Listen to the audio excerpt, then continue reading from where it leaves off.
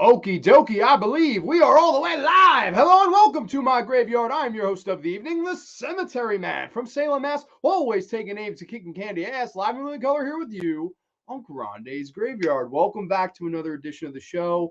And this week we take yet another step away from the horror genre. I know it's crazy. 2 weeks in a row we did Spider-Man. This week we're doing Actor Spotlight, but I figured this was a perfect time to do this show because in the past I've done Robin Williams and I've done Kurt Russell, tribute shows for two of my favorite actors. And on Instagram, I decided to put up a poll. I said, hey, John Candy or Michael Keaton? And the people voted. And I got to be honest, when I put the poll up, I thought Michael Keaton was going to win. I really thought Michael Keaton was going over, but John Candy won by a landslide. So here we are tonight, and I'm going to go into the life, career, and death of one of my all-time favorite actors in John Candy. John Candy was one of my favorite comedic talents growing up, and I really wanted to get into some of how he got his start in the business of Hollywood. Some of my favorite roles and performances from him. Obviously, I have the big stack of candy here, a bunch of awesome John Candy movies that we're going to be getting into tonight on the show. So I'm super excited to get into this because this is one that I've been wanting to do for a long time. I like doing these actor spotlights episodes. It's just about pacing them apart because I want to do mainly horror, but these are very fun, like kind of side off shows to do. And this is one I've been wanting to do for a while. So really excited for the show tonight. Robert Simeone is in the house. Bob Buck, LOL. Dude, Uncle Buck is one of my all-time favorites. Robert, welcome to the graveyard, my friend. Ciao Grande. Mateo's in the house. Excited we talk of Canada tonight because John is a part of Canadian heritage. Dude, absolutely. He is the pride and joy of Canada. And in my research, I learned a couple things about John Candy that I did not know, and Canada being one of the big catalysts of that when it comes to SCTV. But we'll get there. Welcome to the show, Mateo. Robert says, love him in Planes, Trains, and Automobiles too, and Uncle Buck and Cool Runnings. Dude, all great movies. And two of those may just make my list. I have like a top 10 list. I don't know what order I'm really going to go in. I don't know if I should go 10 to 1. I was thinking maybe for a change, I go 1 to 10. That would be something different to do. I don't know. But I mean, we'll get there when we get there. But yeah, I wanted to do this for a long time because John Candy's an actor I really sort of grew up with. And I remember the first movie I ever saw him in was actually Home Alone from 1990. And it's funny because he has a very bit role in Home Alone, but it's one of those performances that I never forgot. And he brought such a nice heart to that film, and as he drives, Catherine O'Hara's character home, and it's crazy to find out during my research that they have a long history together. She even did the eulogy at John Candy's funeral. I thought that was very interesting to hear. I did not know that, but that was one I grew up watching a lot. Of course, we'll get into all of these movies, but Uncle Buck. This is a VHS tape that I wore out to death. I don't even know where the case is. That's how much I watched this as a kid growing up. I loved Uncle Buck, and I'm super excited to get more in depth on that one. Of course, Robert said Planes, Trains, Automobiles, one that I watch a ton. Probably my favorite John Candy film, one that we're probably going to lead the show off with. But a ton of stuff here. I mean, Only the Lonely. This is one that I had on VHS as a kid growing up. Just absolutely love this movie too. I really like John Candy and Ali Sheedy working together in this, and I'm excited to talk about this one. I mean, the guy made quite a few great movies, and it's interesting because when I went to compile a top 10 list, it wasn't as easy as it was with some other actors because you look at Robin Williams. I mean, he was the lead in a lot of the films he was in. You look at Kurt Russell, he was the lead in a lot of the films that he did. John Candy, it's not exactly the case. Like, for example, Stripes might be the funniest movie on my top 10 list. John Candy's not the lead. So I don't know, like should it qualify? Should it not qualify? Should I have just done John Candy movies where John Candy was the strict lead? If so, I'm not even sure if you have 10 movies. I really am not. I don't even okay.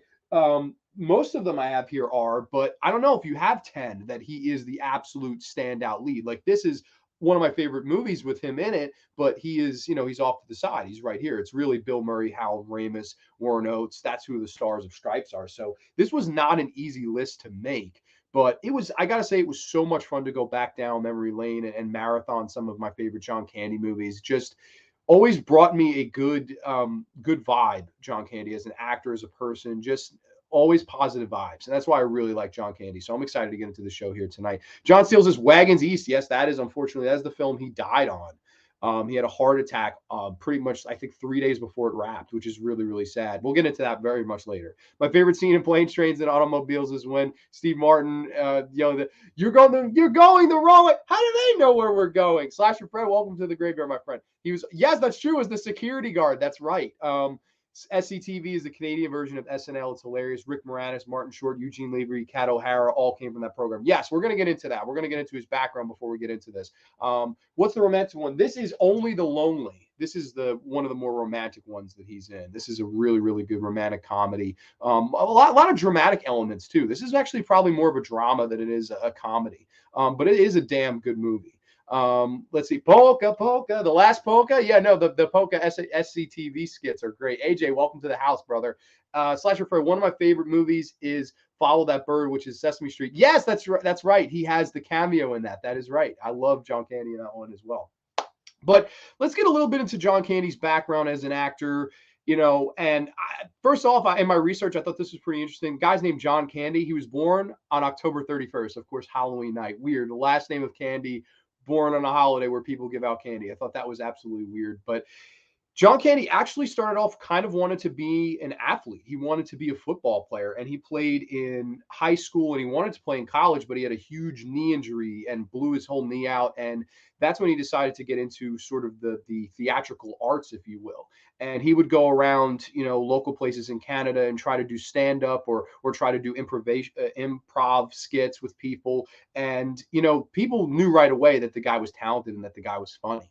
And then, the audition came up to be on a little show called SCTV, which was, of course, Canada's version of Saturday Night Live. And Saturday Night Live was about to take off in New York. And also SCTV was also in Chicago. People don't realize that, but the original idea was Second City Television. And that was in Chicago. And John Candy initially was casted on that. And after about a couple of weeks, the producers of the Chicago show didn't like John Candy, and they said, hey, it's not working out. We don't really care for him. I think we should send him back to Canada. And John Candy had a sour taste in his mouth for the United States for quite a bit of time after that. And he went back to Canada. And of course, with all the people that Mateo mentioned, Rick Moranis and Martin Short, Catherine O'Hara, Eugene Levy, all of these people that still to this day are pretty much all those people are still relevant and still working. I mean, Catherine O'Hara and Eugene Levy have their own show, Schitt's Creek. It's pretty unbelievable that people that were working on SCTV in the 70s still to this day in 2022 are working and successful. It's very interesting to see. But I can't even fathom the Chicago, telecast. Oh, John Candy, we don't see much in you, buddy. Go back up to Canada, eh? I was like, wow, like, could you imagine that? I just thought that was absolutely wild doing the show prep for this. But John Candy, I watched some of the skits. He was fucking fantastic on SCTV, whether it be impersonating Orson Welles, one of the funniest fucking skits you'll ever see. There's one where he's a superhero. He's pretending to be a superhero and he has this high pitched voice. John Candy was great at playing, a bunch of different characters. And you see that in movies like Who's Harry Crumb, and he could really bring any character to life. So he was perfect for kind of a skit show like an SCTV. And I think he does a wonderful job on SCTV. But he was dabbling in film roles in the mid 70s to early 80s.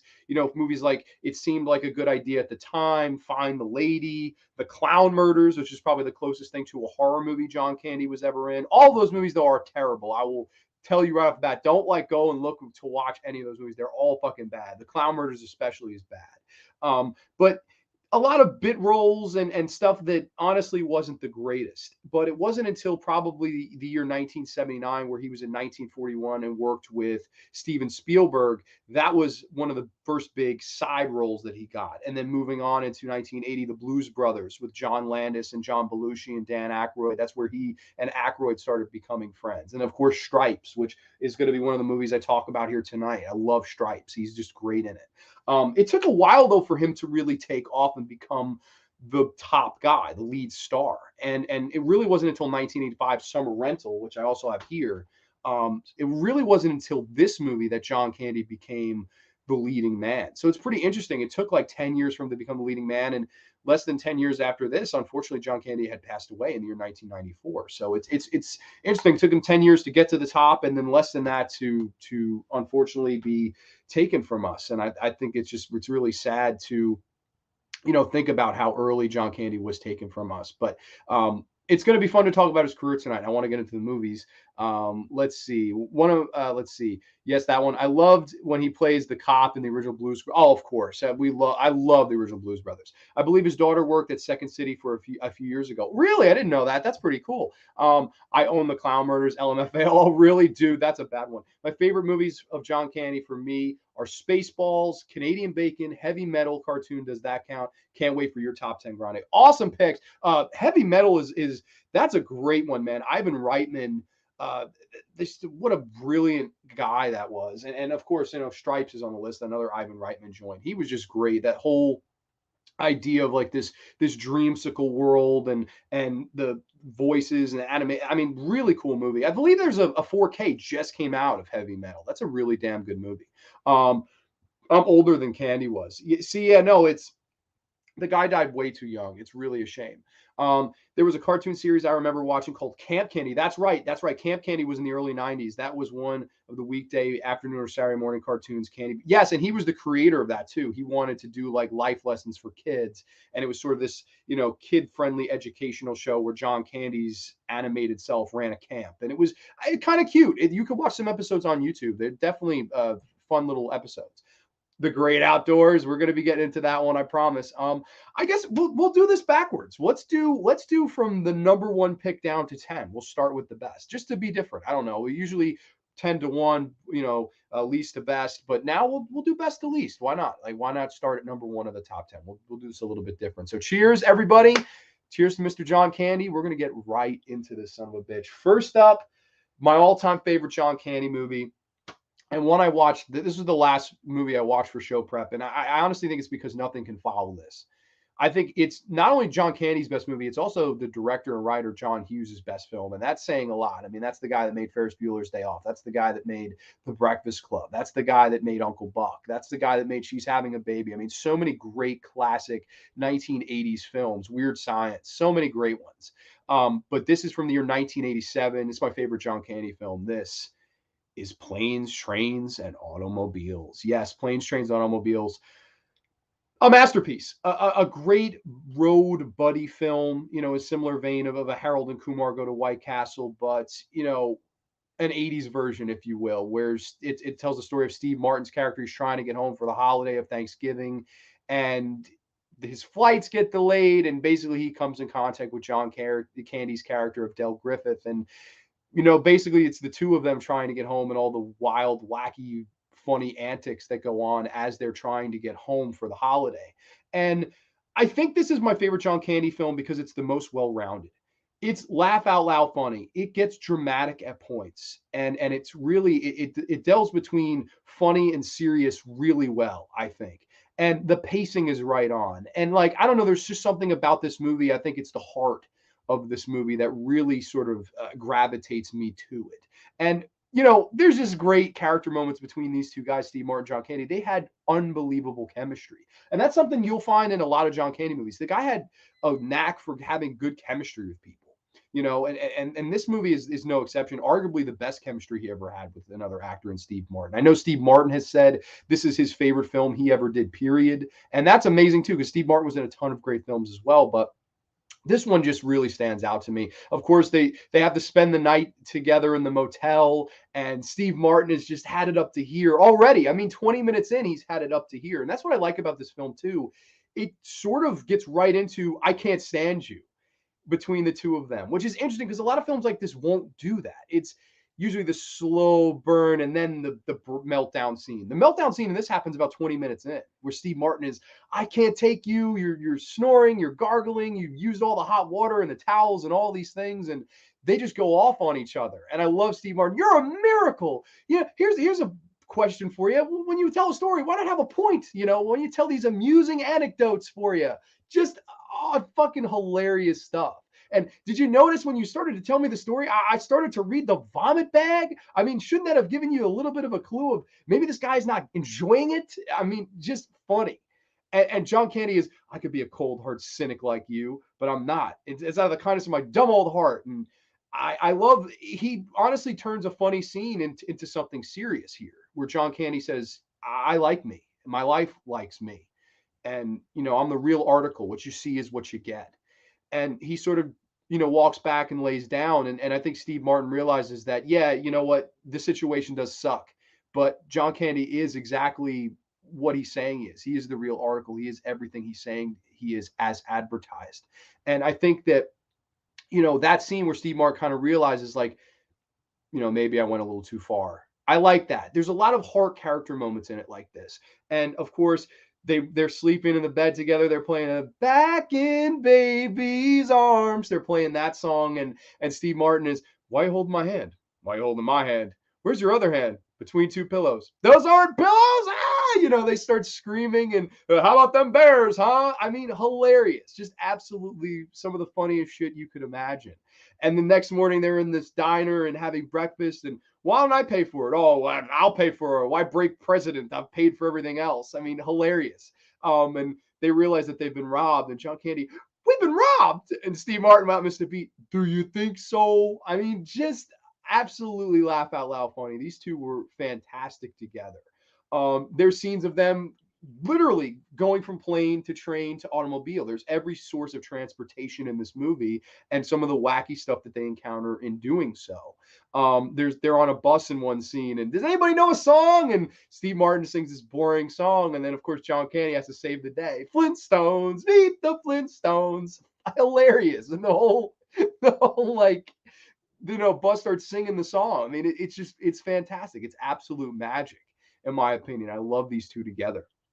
Of course, you have some great scenes where we're driving along the highway and John Candy's doing the mess around and playing the piano and the Ray Charles song, and he drives them off the highway. Oh, is there nothing? We almost hit a deer. And they're driving on the wrong side of the road, and people are trying to, you're driving the wrong way. You're going the wrong direction, blah, blah, blah. And how do they know where we're going? And of course, he drives right in between the two semi trucks. And for a minute, Steve Martin imagines John Candy as being the devil, and they just put John Candy in the devil outfit. And it's hilarious, man. Such a funny fucking movie.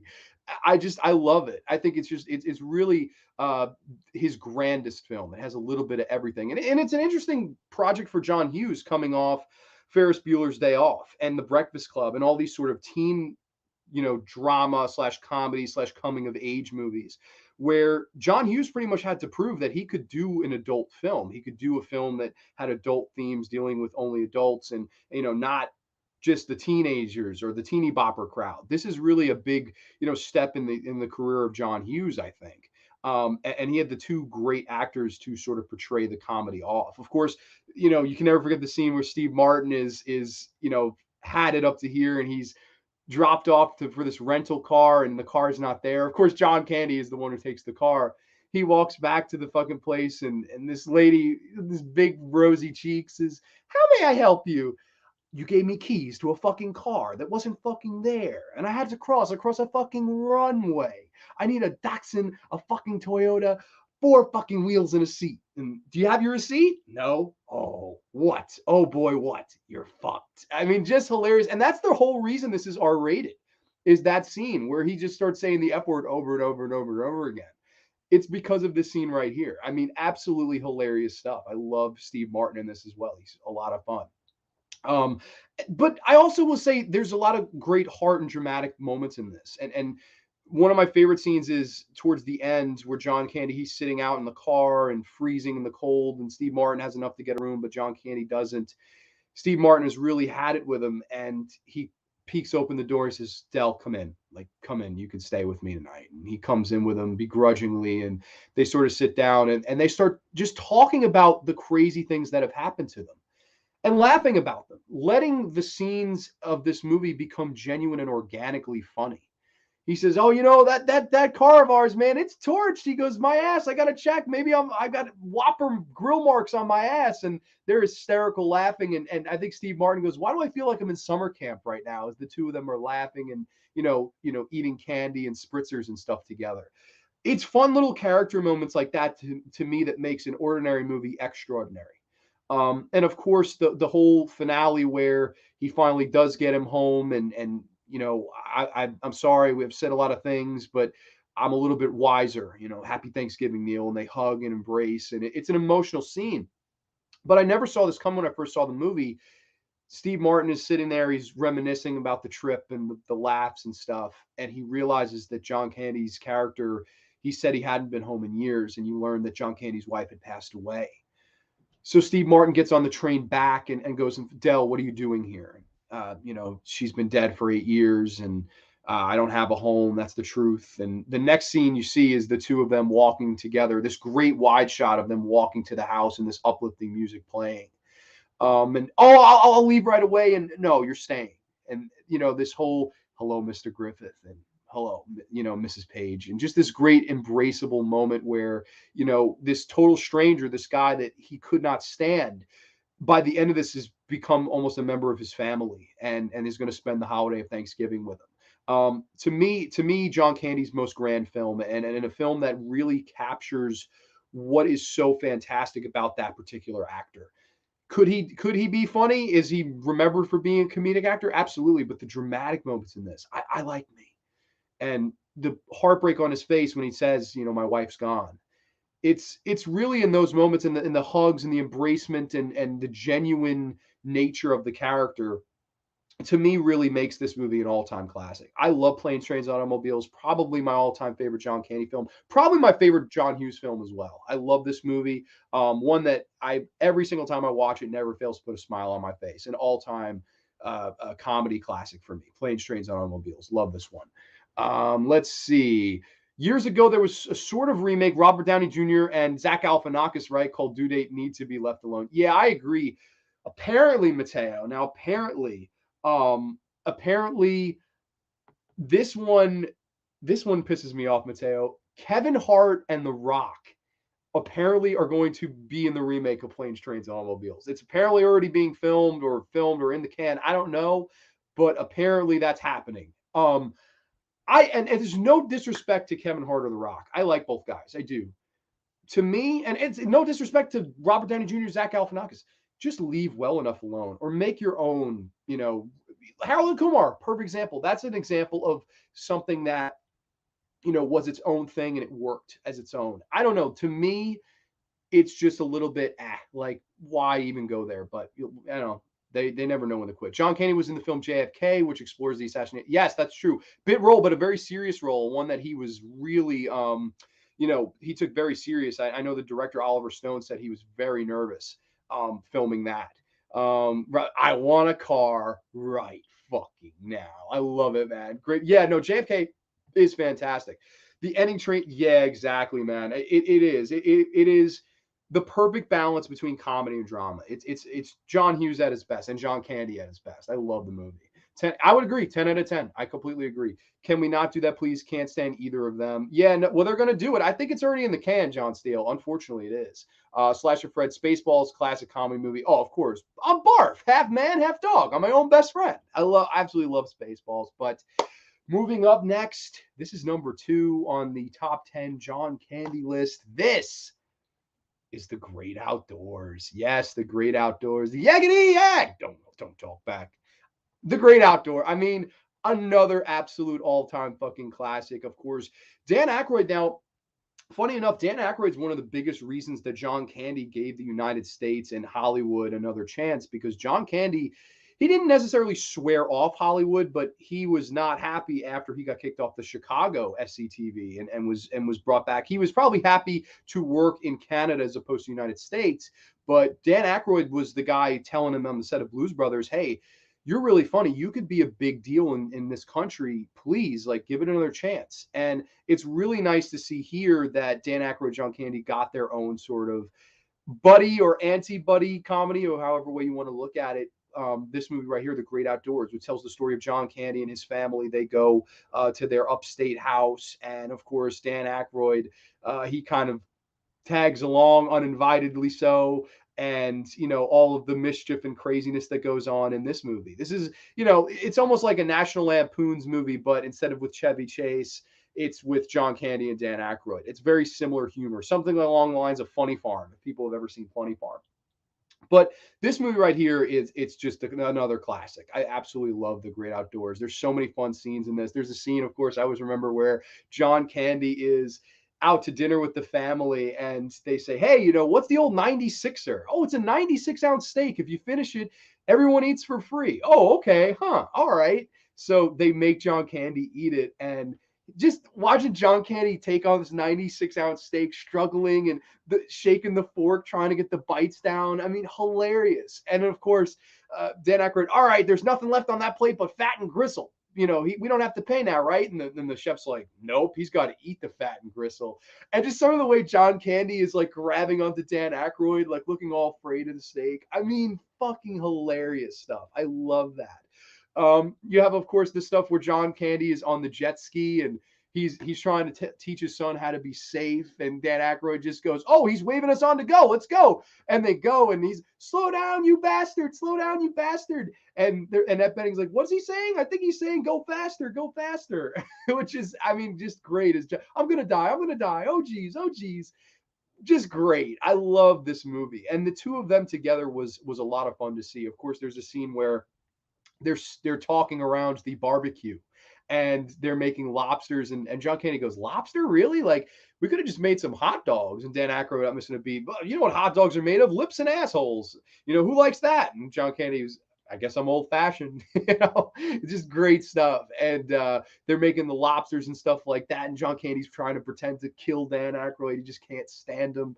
And there's some great scenes towards the end where the two of them start to argue with each other, and you know, I was picking my moment. You're picking your nose. I just love the two of them going off against each other. And, you know, maybe we should have gone to Europe. You ruined my whole vacation. Oh, I don't believe you said that. He's like, what are you jealous? You jealous of my life, my wife, my Mercedes? He goes, oh, the Mercedes, is it paid for? Like, just great stuff of these two going back and forth, and the anti-chemistry that they're supposed to have, because the entire movie, it's all about the clash. They have to be clashing heads the whole time. And, you know, these two pulled that off very well without being annoying. And this movie has a great charm to it too. I like the charm in this movie as well. I believe this was written by John Hughes. I don't think he directed it. I think this was it Howard Deutsch that directed? Yeah, Howard Deutsch, who directed this, who's done some good movies. I believe he also did The Replacements with Keanu Reeves, another good movie. This one, it has everything. Of course, the scene with telling the story of the bear and John Candy scaring everybody. He had claws like Freddy Krueger, and he's scaring all the people. And Dan Aykroyd's like, you almost gave me a heart attack. I think I can feel the plaques start to moving again in my body. I mean, just fucking hilarious, man. These two working off each other was just a lot of fun to see. And of course the end where it sort of comes a little bit serious, where Dan Aykroyd has to save his kids from this sort of mine, and John Candy has to take on the bear that he was talking all this shit about earlier in the film, and he realizes the same bear. I mean, a lot of fun with this movie. I've always had a great time watching The Great Outdoors. To me, one of the quintessential John Candy movies, and one that I always go back. And again, it's another one just like Planes, Trains, and Automobiles that puts a smile on my face. And it's a great movie to watch for the summer. Like, the summer's coming up. It's just great. Like, it has the great summer themes of it, like, you know, some of the places that they visit, some of the stuff like that. There is a romance in this, which I always thought was that sort of between John Candy's son and this girl he meets. It's like sort of I don't know. It just goes nowhere. I thought it was going to lead up to a scene where John Candy would tell the kid, you know, like a, you know, coming of age moment where he'd be like, listen, son, like, do this, and maybe the kid would learn from it. But no, that doesn't really happen. It's just sort of a subplot that sort of slows the movie down to me. But like I said, there's just some great moments in this. I love the whole ending where they're all singing in the bar. Na na na na na na na na na na. Just a good feel movie to me. I love The Great Outdoors. To me, another all-time classic John Candy movie. Love this one. Let's see. Spaceball classic comedy movie. Once Upon a Crime. That's right. Yeah, that's another big one. Once Upon a Crime. In The Great Outdoors, when the twins appear, the Twilight Zone theme. Yes, that's right. And the Twilight Zone movie was a couple years before that. That's right. Yeah, no, the twins in this movie are fucking hilarious. They don't say nothing. The big bear chase me. Yeah, no, it's great. This movie has a great location. Dan Aykroyd as an a-hole was perfect. Absolutely. I mean, the perfect a-hole. I mean, just such a, oh my God, you wanted to knock his lights out. You wanted John Candy to just knock his lights out. But, you know, that was the fun of the movie. And I think the two of them, you know, in all these buddy movies, it's fun to see like an anti-buddy movie of two guys that just absolutely cannot stomach each other, you know. And this is an example, you know, where I said with this, 20 minutes in, there's the blow off. It takes a while to get to the scene where they just go at each other and I hate you back and stuff like that. And I don't know, it's a lot of fun. It has that classic John Hughes humor, the scene where, what kind of 109-year-old man wouldn't want his picture taken with some kids? A dead one. So they try to take the picture with the oldest man in the world. He's dead, of course, John Candy's luck. He died on the way over here. Would you believe it? He died sucking on a saltwater taffy. 8.5 out of 10 for me. Of course, I love The Great Outdoors. Another really, really, really fun one. Moving on here into my number 3 favorite John Candy film. This is one that I grew up a lot with. This and Home Alone, probably the 2 John Candy movies I grew up the most with. And this one I watched on VHS to death as a kid, to the point where I literally don't know where the box is for this. Like, I don't even know. But this is coming at number 3. This is from the year 1989. This is Uncle Buck. Yes, Uncle Buck, another John Hughes. It's funny, the top 3, all John Hughes connections, 2 of them directed by him, all 3 written by him. So I guess I'm a John Hughes mark. But Uncle Buck it's probably Candy's best performance. Like, it's okay, of all the movies, like, so perfect example, these 2 movies, I love John Candy in them, and they're buddy movies or anti-buddy movie with The Great Outdoors, but he has that strong supporting, actor to sort of carry the movie with him. This particular movie, it's on John Candy's shoulders. This is really great because of John Candy. There's no sidekick to him in this movie that's got to have carry the load along with it. And in that vein, I think this is John Candy's greatest performance. This is probably the role he was born to play. Of course, Uncle Buck tells the story of, Uncle Buck, of course, and he has to take care of his brother's kids for a few weeks because the wife's mother is sick and they have to go away. And of course, the lead teen girl, she's giving him all these problems. One of the kids is Macaulay Culkin, the year before Home Alone. This is the movie that sort of got him on the map. And then the following year, he became a megastar. And then they have another daughter. But it's this guy, Uncle Buck, who, he's doesn't have a job. He struggles with commitment to his girlfriend of 8 years. He's sort of a mess. He's sort of rough around the edges, but he's so lovable because he has that great big heart to him. And this movie is just an absolute riot. I adore Uncle Buck. Of course, he has the old car and he's dropping them off at school and wait for the recoil, boom. And you see this loud, sounds like a gunshot. All the kids kind of go down. Uncle Buck's like, oh shit, sorry about that. I mean, fantastic stuff. The lead girl's giving him all this shit. And I liked their whole kind of war between words in this, and John Candy's trying to get her to come around. But, teens at that age, and of course, John Hughes, who better to talk about teens from that age than John Hughes, especially in the 1980s, to tackle something like that. I really like that in this film. Of course, there's some fun scenes where John Candy's making them breakfast for Macaulay Culkin's birthday, makes the giant pancakes, and you should see the toast. I couldn't even get it through the door. Just fucking hilarious. And the clown shows up, and he's like, hey, man, you had a couple this morning? He's like, yeah, what? So what's it to you? And he's like, well, I wouldn't be drinking if I was going to be entertaining some kids. And he's like, what are you, Mother Teresa?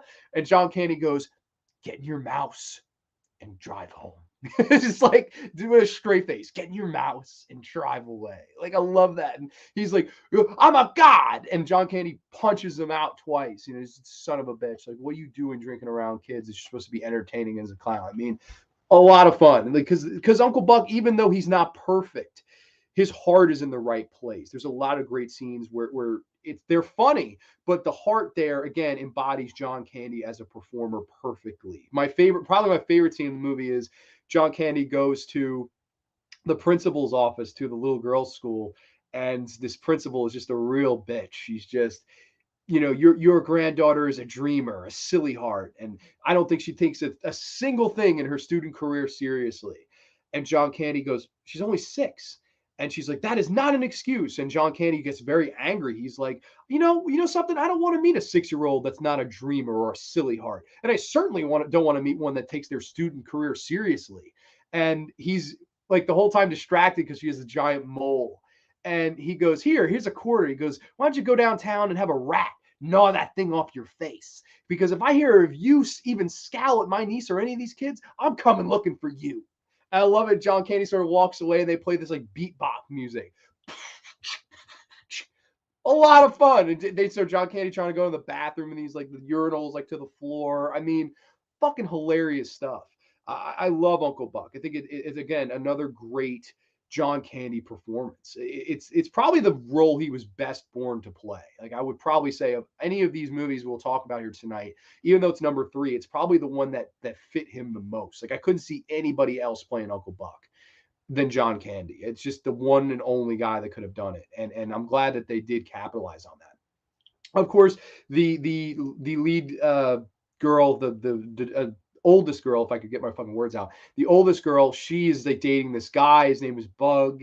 And he goes, "Oh, what Bug? What's his last name? Spray?" You know, hilarious. And he goes to the car. He's like, "Hey, man, you ever hear of a tune-up?" And John Candy without missing a beat. "Hey, you ever hear of a ritual killing?" I mean, hilarious. And the guy's just like, "I don't even know what that is." And he's like, "Geez, like, hey, stick around. I'll show you what it is. Ritual killing. I'll show you my axe." And John Candy like threatening to kill this kid every time he sees him. And if I see you sucking on my niece's face again in public, I'll show you my axe. Like, fantastic. I love John Candy in this. But again, though, it does become quite serious towards the end, where Tia is being horrible to him, and she leaves to go to this party that she wasn't allowed to go to, and he's trying to find her, and he goes to the party and he thinks that he's going to find the two in bed together, but he finds that Bug has cheated on his niece, and he's trying to get laid by this other girl. And John Candy's just, he drills through the door, this sadistic smile. But there's a really nice scene where he's driving back and he sees her walking home in the cold, and she looks at him, tries to ignore him and keep walking. He gets out and she goes, "I don't want to talk about it." And he goes, "I don't want to talk about it either. I want you just to get you home safe." And to me, it's like that, just that one like line is fantastic. I love that one line of, "I just want you home safe. That's all I want. Like, I don't want to talk about it. I don't want to lecture you. I just want you home safe." And she gets in the car with him, and he asks her for her advice with the woman he's been dating, Shanice, of 8 years. He's like, "What do I do? Do I commit? I need your advice. I know you're the last I'm the last person you want to help." But he looks to her for advice in her time of weakness, and she finally, she finally comes around and says, "Okay, like, this guy is decent. This guy is a good guy." And of course, they have the boyfriend in the trunk hitting golf balls at him and threatening him and stuff like that. I just love, the whole 180 with the character, because they're battling the whole film. And then when she finally comes around and sees the good guy that he is, it's a really nice moment. And I always thought, probably the most emotional I get at any John Candy scene is in this movie, where he's trying to bet on horse races, and he goes to this guy, and this guy has all the inside scoops and stuff like that, and he needs the kids to be watched for the day, and whoever is supposed to can't do it, and he's going to take them to the track with him. And he has them all bundled up, and they get in the car, and he's about to drive out of the driveway, and he looks in the rearview mirror, and he's like, "Look at my life right now." It's a great scene. And they don't say, John Candy never says a word. It's all verbal, physical expression, where he looks in the mirror and he's like, "What am I doing? Like, what am I doing with myself? Like, what is my future if this is what I'm doing to make money? If this is the lengths I'm willing to go to make money?" It's such a heartbreaking thing as he looks into that rearview mirror, and just starts to break down. He starts to like almost cry, and he can't bring himself to do it. And then he, of course, realizes the bigger, more important thing is to go find his niece that's run away from home. I love that. To me, it's John Candy's best scene as an actor, because he didn't have to say one single word, yet you felt every bit of emotion that you're supposed to feel in that scene. He told a story with just a facial expression, and a sad one at that. It wasn't funny. It was something that it kind of pulled at your heart. And I really like that scene. I think that's a fantastic scene. Of course, the ending, the very ending, where he's getting in the car and the family's thanking him and Shanice and stuff. And there's this great scene where the niece just waves to him, and John Candy, was a big old grin on his face. I'd put it as the thumbnail to this. He smiles back and waves. And now I know this wasn't, John Candy's last film, and he acted for about 5 more years until he had his untimely passing. But I would say that this is probably John Candy's last fantastic film, his last masterpiece. And to me, like it's hard for me to watch the last 5 minutes of this movie because I get upset. Like I miss the guy. I think there's so much more he could have probably done in his career, and it's like that wave, that freeze frame, that being the last thing you see in this movie, the John Candy freeze frame with a big smile on his face. It's almost like, to me, it's like his wave goodbye to us. Like that's how I always saw it. I know probably people think I'm crazy, but like that's sort of how I always saw the last scene in Uncle Buck, just that wave goodbye, and it's emotional, to watch. It's like, damn, like what a great talent this guy was, and it's such a shame he was taken so early from us. But Uncle Buck to me is an all-time classic. To me, a 10 out of 10. I love Uncle Buck. Again, one of my favorite John Hughes films, and probably my favorite John Candy performance. I think, again, it tugs at everything. It is very funny. It has a lot of heart, and when it has to be serious, it gets serious. It's totally a masterpiece, a perfect film. Lots of laughs, a lot of great moments. John Candy at his best. Uncle Buck, love this movie. Back into comments here. Let's see. We missed a couple. Let's see. In Blues Brothers, I love the part where the police car crashes into the truck and Mercer says, "We're in a truck." Yeah. Uncle Buck has a small appearance by the actress who later played the main protagonist in the two My Girl movies. Okay, yeah, and Macaulay Culkin was in the first My Girl. I think Hollywood needs to give more credit to John Hughes with his sweet and sour coming of age movie has shaped a generation. Yeah, no, that's the truth, man. Like, and John Hughes, it's interesting because after Curly Sue in '91, John Hughes never directed again. The guy lived quite a bit long after that. He wrote a lot of movies after that under different names sometimes. I don't know really why John Hughes didn't work more and didn't direct more. I really wish, I think he could have. I don't know what it was. I don't know if Curly Sue had put a bad taste in his mouth or he just didn't want to tell any more stories. I don't really know. But I think John Hughes, it would have been nice to see more from him. Tunlock Wild Thing. Yeah. One of the classic movies I have seen many times is Rescuers. Oh, of course, he has the voice in that. Great stuff. I think it's great that you're going over some Candy films. Awesome. Thank you so much. I am the Ice Lord. Welcome to the graveyard. I love John Candy, and I did a fan vote, either Keaton or Candy. That was the two actors up, and Candy won by a lot. And I was like, you know what? I'm so excited to talk John Candy tonight because, like, why not? Like, I feel like it's an actor that doesn't get enough love. Like, it really, like okay, if you mention John Candy to somebody, they'll probably say, "Oh, I love John Candy." But it's never an actor that people bring up among the greats. It's never an actor that people will like, I feel like a lot more actors will get the praise and the discussion more before John Candy. And I figured this would be a fun time to kind of tackle his career and go over some of my favorites. There's a scene in Uncle Buck that references Dragnet. That's true. Yeah, there is an Uncle Buck TV, it lasted maybe 4 episodes. It was like a big piece of shit. I don't know who played Uncle Buck in it, but like I said, there's nobody who could play Uncle Buck but John Candy. There's just nobody. Yeah, true. Yeah, no, that's a big reason why I wanted to do this. I was like, you know what? Like, definitely want to do something out of the box. Done Robin Williams, my favorite actor, Kurt Russell, one of my favorite actors. I mean, they're both probably my favorite collectively, but Candy's right there with them. And I love John Candy. So I wanted to do this here tonight, but, moving on into number 4 here.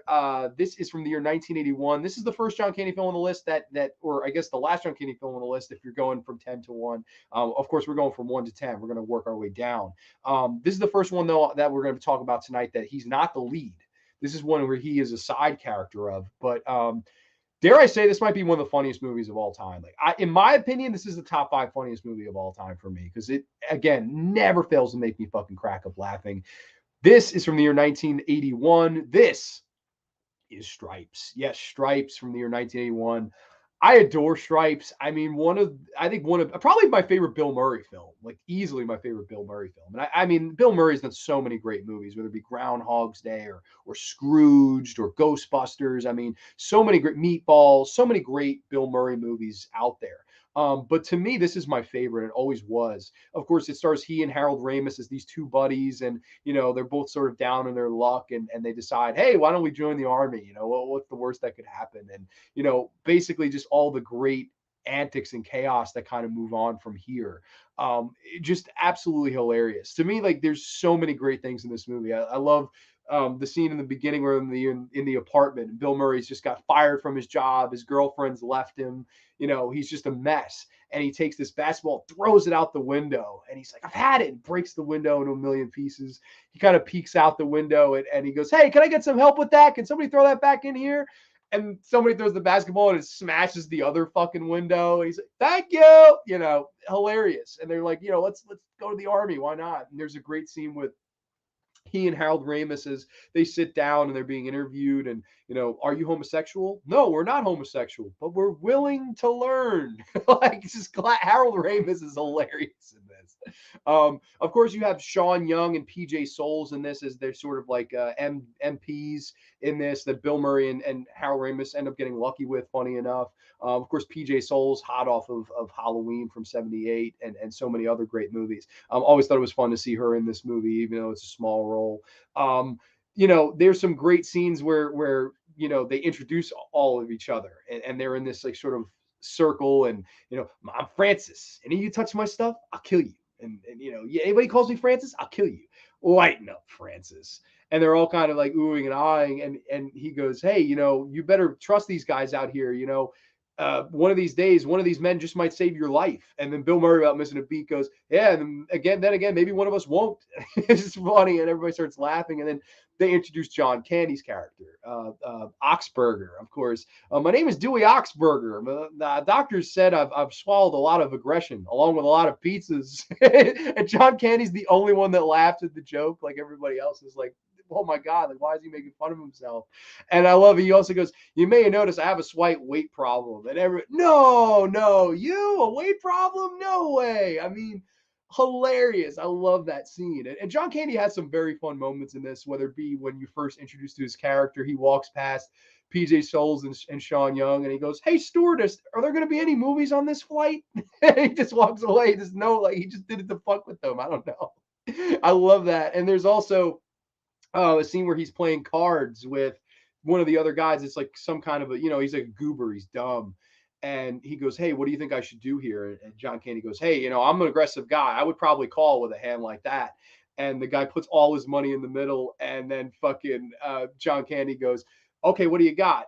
And the guy turns over. He goes, well, you have a 3, a 7, a 4. He goes, hey, you really have nothing. He goes, I see, I have a full house. You see, if you would have had 4 4s, you would have won. You're starting to get the knack of this. As John Candy takes all the guy's money. Like, it's hilarious. There's a really fun scene where John Candy and Bill Murray, they get out for the night and they go to this bar, and they have to all bid to mud wrestle with all of these like prostitutes, hookers, women.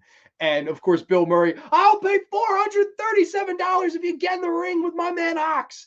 And of course, John Candy has to wrestle all of these fucking, hookers in this mud. And I know from what I've read, John Candy hated filming that scene. Like, he was actually mortified because he was married at this time. So he felt it was a little bit weird to be, mud wrestling, a bunch of half naked women.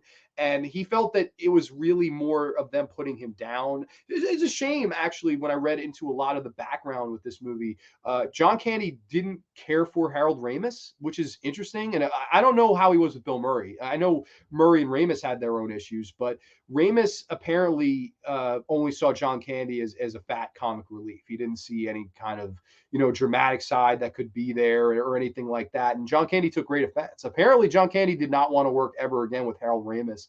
And a big, perfect example of that, John Candy was going to be in Ghostbusters, which a lot of people don't realize, but John Candy was going to be the Rick Moranis role in Ghostbusters. And Ivan Reitman went to him and said, hey, I want you to be in this movie. And John Candy was like, I don't know if I would want to do that. I don't know if it was exactly because of Harold Ramis, but I would assume that was a reason. It definitely played a factor, which is a damn shame because I love Harold Ramis. I love John Candy. I wish they would have liked each other in real life. But sometimes that's the stuff that if you look deep enough into stuff like this, you can find stuff like that and just kind of sound like, damn, like they didn't like each other, like really. And of course, the Hare Krishna, after they shaved John Candy's head, Ramis is fucking with him. Hare Krishna, fantastic. But it would have been interesting maybe if John Candy was in Ghostbusters. It would have been interesting to see. But I don't know. To this day, I'm not sure why. Reitman has said that Candy passed on the role because he didn't get the movie. But I do know that there wasn't the greatest of blood there between he and Ramis. So I would assume it was more that. Because why would Candy didn't seem like one to pass up a lot of movie roles, but it's weird that he passed that one up. I don't know. I always thought that was very weird. And something to note here on the show. But Stripes is, I mean, fucking great. Even aside from the John Candy stuff, I just love this movie in general. Of course, the scenes where they're walking and marching in the line, and there she was just walking down the street singing do up there. Fantastic. I love that. Is it left, right, left? And Warren Oates is the fucking, the drill sergeant. Is just fantastic. The training scenes where get your ass down, soldier, or you'll get it shot off one day. And there's the scene where, I bet you couldn't climb that rope. And Warren Oates does it. And any of you pussies want to meet me up here? Go ahead. And of course, this giant bomb comes and lands and knocks him off. And he's almost killed. And then John Candy's the first one to run over to him. He goes, "Hey, Sarge, does this mean we're done for the day?" And the Sarge just grabs his throat. He's like trying to kill it. He's like, John Candy's like struggling for his life. I mean, hilarious. Absolutely fantastic stuff. I've always loved Stripes. I think it's really like the perfect comedy. Like everything in this movie makes me fucking laugh. It's exactly of my sense of humor, I would say. Like I love the training sequences where they have to charge these dummies with their rifles and stab the shit out of the dummies. And Harold Ramis runs up to it and tries so hard he fucking misses the dummy, goes right through and it's the ground. Like I don't know why every time I watch it, it makes me die laughing. Because that would be me. Like that'd be something I would do. Like like trying the fucking aggression and then missing it and it's right into the ground. Like oh shit. Like maybe I'm not cut out for this. I don't know. I love Stripes, man. One of my favorite John Candy movies. Again, one that I know a lot of people go, well, should that be in the top 10? Should it be so high? Because he's not the lead. But I don't know. To me, it's like one of my favorite comedies ever. So how could it not make this list? This was a hard list to make. I can't lie. But Candy is phenomenal. Bill Murray is probably his best role. I love this role for Bill Murray. He's basically playing himself. I mean, let's be honest. Like Bill Murray's basically playing himself in this movie, and he's great. As a fun third act, a really good sense of humor, and a really, a great pace to it as well. I love Stripes, one of my favorite John Candy movies. Coming in at number 4. Let's see here. The late comedian Kevin Meaney played Uncle Buck in the series. Hilarious comedian. Huge miss as far as the series goes. I never watched it. I believe, if I'm not mistaken, did it even last 5 episodes? Like I thought it got canceled at 4 episodes, like or something really crazy like that. Like really a shame. Yeah, PJ Souls is in this as well as Sean Young. Kevin Meaney, that's right. Yeah, that's right. Okay, so I have not seen the Uncle Buck TV series, but I've heard nothing but bad. Stripes has the classic line, "I'm getting too old for this crap," which was used in that. Yes, that's Warren Oates' line. Britt is in the house. Ayo, what's going on, Britt? Welcome to the graveyard. John Candy was in the Ghostbusters music video. Well, I bet you he wishes he was in the film after the success. It was the John Candy cartoon for me. Yes, Camp Candy. We were talking about that before, Britt. That is a great cartoon. They have some fun little episodes of it on YouTube here that you can watch this day. So I think that's pretty interesting. But I really like Camp Candy as well. That's a fun one.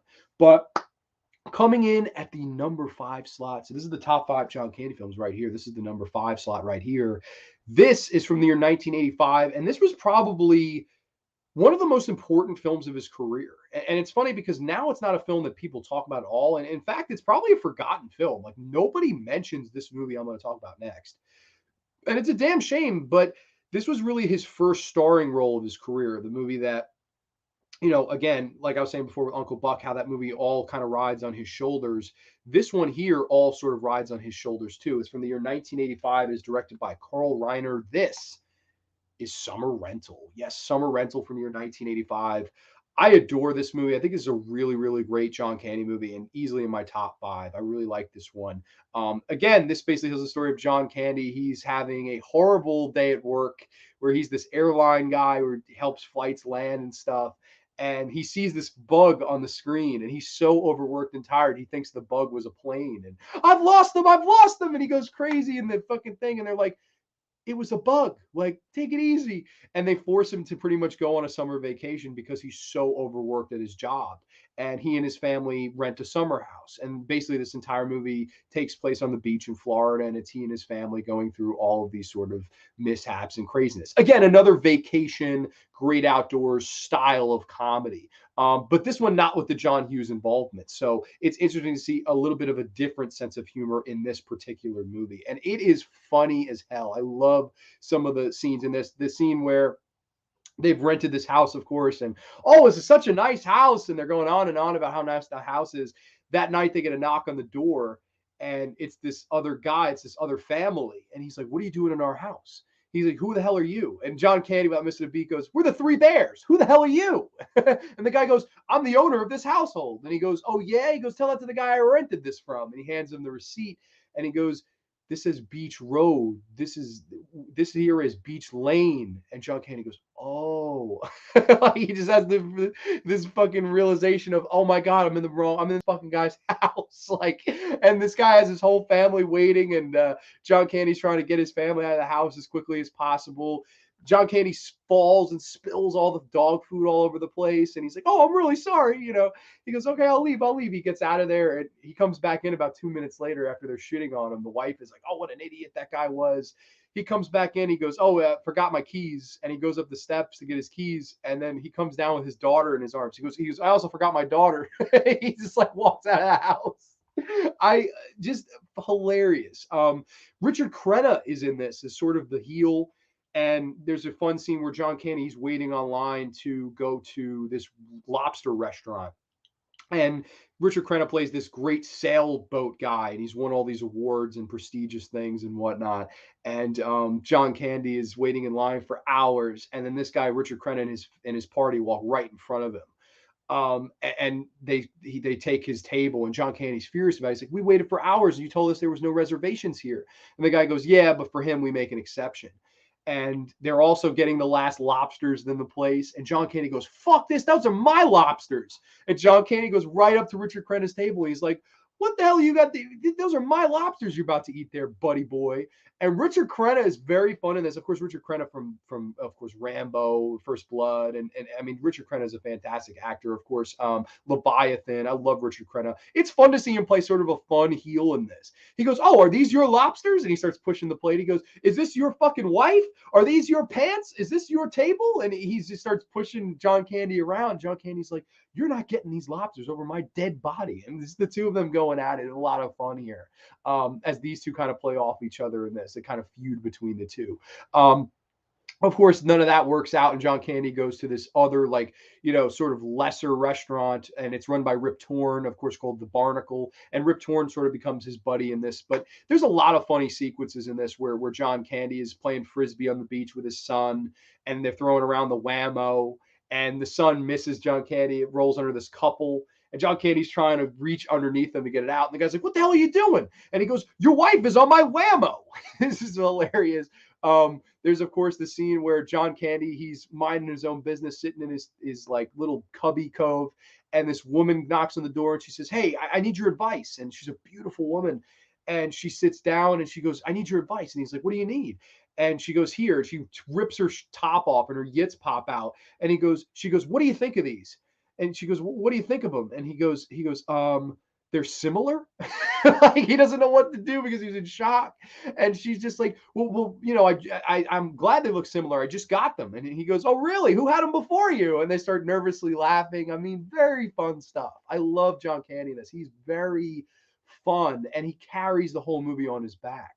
And that's, to me, was a very important step in his career, because until this point, he was always a side character, always, going berserk, and Blues Brothers, and all these things where he was always a side. This was really his first chance to pilot the ship, and it was all on his shoulders. And I think it was really important movie in his career, because who knows if we would have got an Uncle Buck or a Planes, Trains, and Automobiles if it wasn't for Summer Rental and realizing that John Candy could be the lead of a film like this. And he really does a wonderful job. I liked some of the moments he has with his wife and his kids. They all felt natural and genuine. There's some funny scenes where He's watching golf and the television's all staticky and stuff like that. And he's like, this damn television. He's getting pissed off, and he sees the dog is trying to get in the house. He lets the dog in. It starts to pouring rain, and the dog's bone is outside. He's like, go get your bone before it starts raining. He's like, you're going to make me go get your bone. And the dog's like, yeah. And he goes out and gets the bone, and the dog closes the door on him and locks it. And he's fucking watching through the TV. He's like, son of a bitch, it's raining out here. And the TV clears up for him. And he's like, of course the TV cleared up for you. And I'll make a rug out of you one day. I mean, so much funny as John Candy's cursing out this dog. Like, you son of a bitch, you took my spot. Very fun. There's a really fun scene where all of these people, because John Candy left the house, assume his house is an open crib, and they start chilling in his house. He walks in. He's like, all right, everybody, get out. And he walks into the room and he sees his dog and this total stranger just watching TV together. And he's like, what the hell are you doing? He's like, oh, I'm watching the Smurfs. And he goes, have you ever seen the episode of the Smurfs where the guy with the crutch bashed the fucking other Smurf over the head? Did you see that one? And he threatens this, bash this guy over the head. Very funny. The guy kind of scrambles out of the room. And John Candy is just very dialed up in this movie, and it's a lot of fun. I really like Summer Rental. I think it's a really fun flick. Of course, this thing has a very fun third act as well, where Richard Crenna becomes the landlord, and he wants John Candy and his family out because they've been nothing but trouble for him. And John Candy makes a bet with him. He's like, hey, if I beat you in your sailboat racing, you let my family stay for the last 2 weeks free. If we lose, I'll leave tomorrow, and I'll pay you the 2 weeks anyway. And Rich, you got a deal. And there has this whole kind of battle in the third act between this sailboat race. And it's a lot of fun. And there's a fun like 80s montage scene where it's like, we've got to work together. And they're fucking painting the boat. It's a little cheesy. Alan Silvestri, of course, of Predator. He does the music here. Back to the Future. Who doesn't love Alan Silvestri? Silvestri, if you will. He does a great job here with the music, and I like that kind of. I think it's a Jimmy Buffett song. I think of the name of it, but it's like, the classic '80s montage. They're fixing this boat up, and we're gonna work together. We're gonna beat him, and I don't know. I think this is a really great John Candy movie. A movie that, in my opinion, was one of the bigger ones in his career. It had to sort of be successful, and it was. At the time this came out, it was a pretty decent hit. It's just one that sort of gets lost in the shuffle now. I'm not sure why. Like, there's not a Blu-ray of this out. There's no Blu-ray of this. There's no special edition. None of it. None of that's out, which is a damn shame. But I don't know. I really enjoy Summer Rental. To me, one of John Candy's probably his most underrated, because I think the first four I talk about, they get enough love. This one, I don't think people get enough love. And the summer season's coming around. I highly recommend people watch this. It's a lot of fun. It's got a good heart to it. It's John Candy by himself really carrying this movie. I know Richard Crenna is in it, but barely. I mean, it's really John Candy's movie. And I really love Summer Rental for that. Summer Rental, very underrated, a really good one for me. That is Summer Rental at number 5. Let's see. Awesome. I haven't seen Summer Rental. I'm ashamed. Dude, highly recommend, man. That's like one that I think of all of these on this list, that's the one that people need to see, because people pretty much all have seen the first four I've talked about. This one, I feel like some people haven't seen. I recommend, highly recommend. Yes, rest in peace, Rip Torn. Absolutely loved Rip Torn. Summer Rental also stars Joey Lawrence. That's right. Yes, that's true. It's a funny one. Summer Rental is a really fun movie. I agree with you. Yeah, no, I like it. Pretty underrated. Nobody gives it any love. Did you already mention Nothing But Trouble might not be on your list? Believe it or not, that made the list. That's coming up much later. As a matter of fact, that'll probably be the last movie I talk about. So stay tuned. But we're halfway through this son of a bitch. So we are rolling along. But that brings me to the 6th movie on the list here tonight, as we just passed the halfway point. This is from the year 1991, directed by Chris Columbus, who I just adore as a director, whether it be the first 2 Home Alone movies, the first 2 Harry Potter movies, of course, a little movie with Robin Williams. That was my number 1 Robin Williams movie in Mrs. Doubtfire. I just love Chris Columbus as a filmmaker. He's fantastic. But this one, I believe he also wrote. So this one's a little bit more personal to him. This is from the year 1991. This is Only the Lonely. Yes, John Candy, Ali Sheedy, Maureen O'Hara, James Belushi, Anthony Quinn. This is another one that I would consider to be quite underrated. This is not as much a funny John Candy film as much as it's much more of a romantic drama with some comedy elements in there. It's not laugh out loud funny. It's really not. It's much more of a romance drama film. But I think it's really good, and I really like this one. I watched this back the other night, and I had a really nice time revisiting it. Basically tells the story of John Candy. He's this police officer. He's sort of down on his luck, down on himself. He's sort of, looking for love in all the wrong places. And this one day, he's in a funeral parlor, and he sees Ali Sheedy. She's like one of the people that embalms the bodies and dresses up the body. I don't know what you would call somebody like that. They kind of make up the bodies to look presentable at a mass or a funeral. um and he sort of asks her out, awkwardly. And there's a fun scene where he walks outside and he's like, yes. And there's this people, and they're putting a corpse into the back of a hearse, and he's like, oh, not that, not that. And they're like, well, what do you mean that? And he's like, well, I just got lucky in there. And they're like, what, you just got lucky in a funeral home? And he's like, no, not like that, not like that. I asked her out, she says yes, she does everybody in there. Oh, not like that, not like that. I mean, he keeps just falling over all of his words. And he goes, oh, she does everybody in there. She probably did him, points at the fucking corpse. Like, classic John Candy. Like, just keeps just digging the grave deeper and deeper until he's like, all right, goodbye. He has to walk away.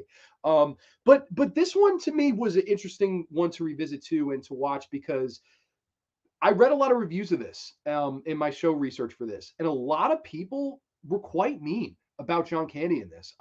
There was one I read that absolutely, actually, sort of offended me, where they were saying, "Oh, it's not believable to see John Candy as the lead protagonist in a romantic film. It's just not believable. It's not viable." That's a disgrace, I think. Like, why can't John Candy be the lead in a romantic film? Because he's not Brad Pitt? Because he's not Leonardo DiCaprio? Like, what? Like, I just thought that was a grave, like, why jab him there? That's not nice. Like, that's very fucking uncalled for. I saw a lot of reviews mentioning that, and I was like, damn, like, that's sort of uncalled for. Because I think John Candy does a wonderful job in this. He takes Ali Sheedy out on a date, and they go to this baseball field because he's a cop. He has all these ins. He's like, hey, do you want to see the center field lights bright up? And he's feeling he's talking too much. He wants her to open up some more, and he walks her home, and he's like, damn, like, this didn't go as well as I hoped. And she turns to him and says, listen, she says, there's something about you that I feel comfortable about. You make me feel comfortable about myself. And I know I didn't speak much tonight, but if you give me just one more chance, I'll come around and maybe we can be together. And it's a great scene between the two as she opens up. She goes, listen, I'm shy. I may have wrecked some of this. And I love that. I love that scene. I think it's just a really well done scene between the two of them. I really like it. But, of course, they start dating. It starts going well. And then, of course, Maureen O'Hara, John Candy's mother, she does not approve, because she's just this old, cynical, racist, very just sort of a bitch. I mean, let's be honest. That's the character in this movie. And honestly, I don't think it would fly today, her character in this movie. I think this movie would be fucking probably canceled, because she's upset that the girl's Polish. Oh, she's Polish.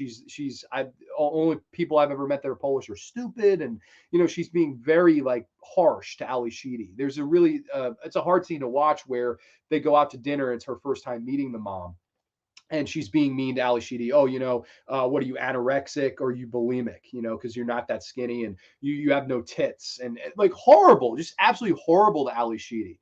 And John Candy doesn't know what to do, because he has this new girl that he's falling in love with, and then the old girl, his mother, that, of course, every person is loyal to their mother to a degree, and it's just like, what do I do? I mean, there's two women I love, and they hate each other. What do I do about it? And John Candy is sort of in that rough position in this movie. And I really like the romance between he and Ali Sheedy. I like it. They're going out, having these fun stories together, and John Candy's constantly worried about his mother. And I don't know. I think this movie has a very interesting sort of approach, because when you watch it, when it starts, you're like, okay, typical comedy. But it's sort of about a half hour in, it becomes very serious, and it's very much more of a, what is John Candy supposed to do? And there's one of my favorite scenes in this movie is John Candy stands up to his brother, because his brother is saying, you could do better than her. She's not worthy of you. All of this stuff, just very mean stuff saying about Ali Sheedy. And I don't know about y'all. Am I crazy? Ali Sheedy's beautiful. Like, what the fuck? I don't understand if maybe that was just written for a movie or whatever, or like, I don't understand where he's saying, like, John Candy do better. Like, Ali Sheedy's fucking gorgeous. Like, what are you talking about? I don't know. That's just my 2 cents. Like I always thought Ali Sheedy was a very attractive woman. I don't understand why the scene he's like, you could do better. And he's like, can I? He goes, who am I? Who am I? Fabio, who am I? This gorgeous guy? Like, no, like, let's be honest. And I really like he stands up to his brother and punches him out. And he's just like, I've had enough of this bullshit. Like, don't talk about my future wife like that. I really like that scene as Candy stands up for himself. And then eventually the mother comes around. It's this nice kind of heartwarming moment where she realizes that she is a cold-hearted, cynical woman. But she realizes that she does love her son and she does want him to be happy. And that's the most important thing to her at the end of the day. She realized that she has to put her own bullshit aside in order for the love of her son. And, John Candy, Ali Sheedy sort of live happily ever after. Have this really nice scene where he drops everything just to be with her in New York. You'll drop everything just to be with me. And he's like, absolutely, I will. And they have this great moment where they hug and embrace. And I don't know, I really enjoy Only the Lonely. I think it's a really nice sort of dramatic role for John Candy. It has some funny moments, but this one, for the most part, does play itself seriously. And I really enjoy this movie for that. Chris Columbus, a passion project for him, and one that I would say I really enjoy. I like Only the Lonely a lot. Now, is it on the level of a Home Alone or Mrs. Doubtfire or Harry Potter 1 and 2? No. What is? That's all that stuff is classic. But this one is sort of the forgotten about movie in Chris Columbus's filmography. And I think it's a damn shame because I really liked John Candy in this movie. Only the Lonely, a really good one. Highly recommend people give this one a look. Watched it on VHS tape for years. This is, this thing is worn out. You can see that the box has been used to death. It's just, I don't know. I'm glad I still have the case, unlike Uncle Buck. Let's see. Love that one. Oh, me too, Brett. I absolutely love Uncle Buck. It's a good one. I'm not Uncle Buck. I'm sorry. Only the Lonely. People saw. Yeah, no, man. I read that too. I was like, what the fuck? Like, that's not nice. Like, and they even they said like, oh, Chris Columbus, he just did it because he likes John Candy. I was like, like that's uncalled for. John Candy could do anything he wants to do. Like, I don't get why like it wasn't believable for a lot of these reviewers, like just writing it off like, oh, it's not believable. It's not believable. It's like, why can't John Candy be romantic? Like, why? Who's to say he can't? I don't know. I thought it was just a little bit wrong. It would be an honor to date John Candy. Yeah, John Candy just seemed like the nicest guy, and some of the dates he takes her on are great, like the baseball field, and there's one where they're in the theater. And he's worried about the mom, but he comes back and he's like, I'm sorry about that. John Candy just is impossible to dislike. That's, I think, the big charm and appeal of John Candy is he's just so likable. There's just so much to like there. Beaver Dreamland Theater's in the house. Good brother Anthony, what's up, man? Hey, what's up, Grande? I have to rewatch the early part of the stream, but it's so awesome. You're honoring John Candy. He was one of the greats. Thank you, man. I really appreciate that. I've been doing this backwards. So we're doing number 1 first, and I'm working down to number 10, just to be a little bit different. Some people probably say, hey, you blew your load too early, but whatever. I don't know. I wanted to be a little bit different tonight. But, I appreciate you checking out the show as always, man. Thank you for the support. There's a movie. Master Fear is here. What's going on, good brother Fear? There's a movie that he was in that I used to watch all the time. I don't remember what it was called, but it's him and Dan Aykroyd eating the big steak. I already talked about it right here. The Great Outdoors, one of my all-time faves. I love The Great Outdoors. This was my number 2 favorite. I've been working backwards from 1, and now we just finished number 6. We got 7, 8, 9, and 10 coming up next. Right on, Grande. Thank you, bro. I appreciate that. Yeah, no, I don't know. I thought that was just grossly unfair. I really did. I was like, dang, like people giving John Candy a hard time like that. Little did they know like how great of a talent he was, because I think of John Candy too in a lot of ways, like. He was a talent that a lot of people sort of took for granted in a lot of ways, because maybe because he died so early and stuff. But like, it's one of those, he was so missed once he was gone. A similar vein to a Chris Farley or a John Belushi, or, just great, funny people with great charm and heart that were taken too soon from us. At least that's the way I always thought about it. But coming up next, these last 4 I don't have physical copies of, so we'll do some share screen here. This is number 7. This is another, funny enough, Chris Columbus movie. This is Home Alone. Yes, Home Alone from 1990. It's crazy. I don't own Home Alone on physical media. Isn't that crazy? I think that's actually absolutely wild. But I don't own it. I've got to get the 4K someday. But of course, Home Alone, a very bit role for John Candy here, but one that I watched it so much growing up. And I believe, if I'm not mistaken, this was my first exposure to John Candy as an actor. I believe this is the first thing I ever saw with John Candy in it. So in that vein, it holds a special place in my heart. And Home Alone, the amount of times I watched Home Alone growing up as a kid is absolutely unfathomable. Like I would love to know the number because it's got to be in the top 10 most watched movies of my life. Of course, who hasn't seen Home Alone? Home Alone tells the story of Macaulay Culkin. His family leaves for this vacation. They accidentally leave him home alone, and then these two robbers played by Daniel Stern and Joe Pesci break in, and all these crazy traps and insanity ensues. It's an all time classic. But I wanted to touch briefly on John Candy's performance and role in the film. Of course, John Candy plays the polka king of the Midwest, and he offers to drive Catherine O'Hara, the mom of Macaulay Culkin, home for the holiday. And I love this scene right here where I pulled up this picture where they're playing all these saxophones and polka or whatever or clarinets on this bus, and he sort of brings a great heart to the end of this movie. Again, like a movie where I believe he's on set for one day.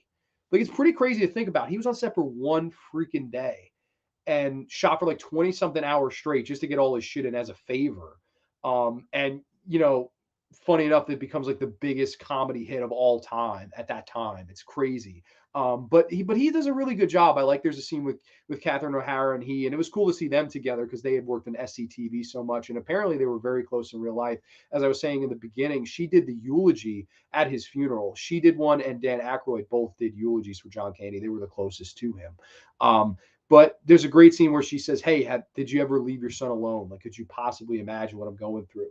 And he says, "No, I actually, though, we did leave the kid at a funeral home once, and he was scared to death and all these things, and he didn't come around talking for about 6 to 7 other weeks and stuff like that." It's funny, like it's a sad story, but John Candy sort of makes it dark but funny.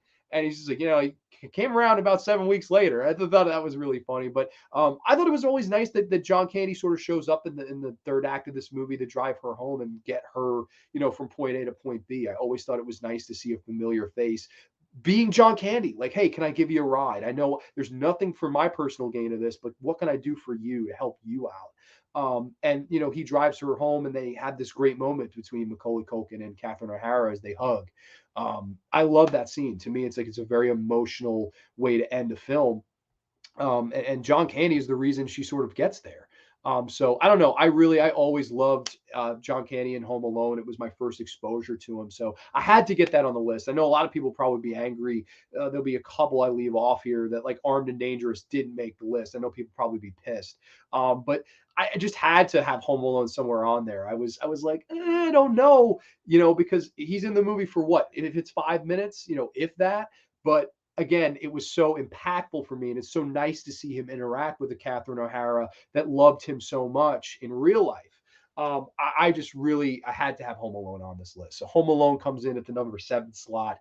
Just absolutely one of my favorite movies of all time in general, let alone being on the John Candy list. Home Alone has some very scary moments, like the scene where the branch falls on the power line. Yeah, and the scene in the basement where he thinks the thing is alive, like, and that's a very scary scene. It has its moments. Oh wow, yeah, no, it's really you can actually watch, I believe, her eulogy of John Candy on YouTube. You will cry. Like it is very heartbreaking because she cannot hold it together. She is crying the whole time. I don't know if you can watch Aykroyd's, but people that were there said it was the greatest eulogy of all time. I would love to hear the eulogy that Dan Aykroyd gave for John Candy, but I don't know if it's available anywhere. It's weird. Like I want to find that video of the eulogy, but like I do, like because I would love to hear what Aykroyd had to say because they were really close friends. And there is one more collaboration between the two that I have on my top 10 list, so I'm excited to get there. Kieran Culkin, who played Kevin's nerdy cousin, is Macaulay's older. Yes, that's right. Polka, polka, no, twin polka late, polka king of the Midwest. Ace AB Polka. I love him in that. He's just a lot of fun. It puts a smile on your face. I love that story. After 6, 7 weeks, he came around, started talking again, but he's okay. They get over it. Kids are resilient like that. That's right. That's what he says. I love, dude. It's just a funny story how he delivers it too, because it's a serious scene. It's like quiet, and then he just tells that story, and you're like, that's a morbid ass story, man. Like, I don't know. Maybe I would rather leave my kid home alone in the house for him to fend for himself instead of that. One of the criminals, Harry Lime, is named after the main antagonist of the classic thriller, The Third Man. Very cool. But that brings me to our number, I believe this is number 8 on the list. This is, I'm going to do my share screen here. Bear with me, ladies and gents. Sorry. Yeah, no, it's weird. Like I like having physical copies of these so I can just show them like that. But I have all this stuff ready too. This is from the year 1989. This is Who's Harry Crumb. Yes, Who's Harry Crumb. Now, this is an interesting one, and even of the fact of working around his entire career here. Um, this to the point was probably his biggest passion project of a movie. He was executive producer on this. Apparently, creatively, he was very much involved with who they cast in this movie. It has a very nice cast. Of course, Shawnee Smith shows up in this movie. Of course, all our horror fans will know her from Saw and the 1988 Blob. It has a nice cast. There's a very cool little cast in it. But this was a very big passion project for John Candy, and unfortunately, this thing bombed heavy. I believe it grossed like 10 million, and the budget was probably well over $25 million, which is it's a very big shame because this was, had it been successful, there probably would have been a sequel. There probably would have been more things that John Candy was given a chance to executive produce or direct. I know the only thing he ever directed was a television movie. Probably much to his dismay, he probably wanted to direct a feature film, to go to a theater. But Who's Harry Crumb is a very fun movie. I know a lot of people grew up with this one. Basically tells the story of John Candy, and he plays this sort of bumbling detective who thinks he's smarter than he really is, and he comes up with all these great personas and stuff like that. And I love. To me, this is one where John Candy, I think, really was trying to show off his main talents and range as an actor, because there's so many different little characters that he has to bring to life and make memorable. And he's able to do that in this movie here. I think there's some funny scenes. Granted, I don't want to go too in depth with this one, because this is again another one I feel like is a little bit underseen. Like I know a lot of people grew up with it, but I also know a lot of people that have never even probably heard of it and or seen it because it was a flop. I think the reason a lot of people grew up with it was because it flopped. Weirdly enough, because I believe this went straight to the HBO channel right around the time where that channel became big in like early 1990, and they constantly showed this. So I think that's the reason why a lot of kids grew up with this movie in the early 1990s. Who's Harry Crumb? I love. There's a great scene where John Candy, he's trying to buy a car, and he can't decide between this green and this red car. And he finally decides between one of the cars, and he's going to drive out. He shakes the guy's hand, big smile on his face, and not not 5 seconds out of it, he pulls out of the lot. Bam! I mean, the car gets fucking totaled, and it's just hilarious. And then the next thing he's like, oh well, very funny stuff. There's some fun scenes with he and Shawnee Smith. I don't know. I really like Who's Harry Crumb. I think it's one that it's a little bit underrated, and it's one that I wish had been a bigger hit just for the guy. Like, because for John Candy, the guy, I wish this had been a bigger hit because I don't think he ever produced another movie. I think this was it. Like, this was really his big passion thing. A lot of the things he was big passion about didn't do much. Camp Candy didn't do much. Who's Harry Crumb didn't do much. It's a shame because I wish, just selfishly for the actor, that they could have gone his way. But Who's Harry Crumb is a very charming movie. I really like it. Of course, you have I can't think of his fucking name. The heel from Ferris Bueller's Day Off. I can't think of his damn name. He's in this as the heel, which I know in real life he's a fucking piece of shit.